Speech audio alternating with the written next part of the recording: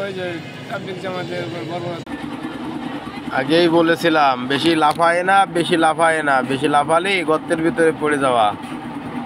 ওরা খুব লাফাইছে, লাফায় এখন গর্তের ভিতরে। উঠাবে কে? উঠানোর তো লোক নাই। উঠানোর লোক নাই।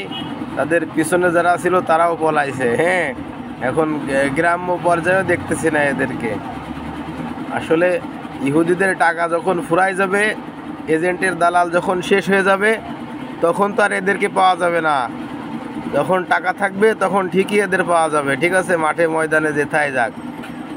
এরা খুব লাফাইছে, ওলামা ইকরামের বিরোধিতা করছে, আলেম বিদ্বেষী একটা জামাত পোষণ করছে তারা। ওলামা ইকরামের যত ধরনের বাজে কমেন্টস এদের মুখ দিয়ে বের হয়েছে, ওলামা ইকরামকে চ্যালেঞ্জ ছুটছে পর্যন্ত। আসলে এরা যা করছে এর বিচার, যোগ্য বিচার।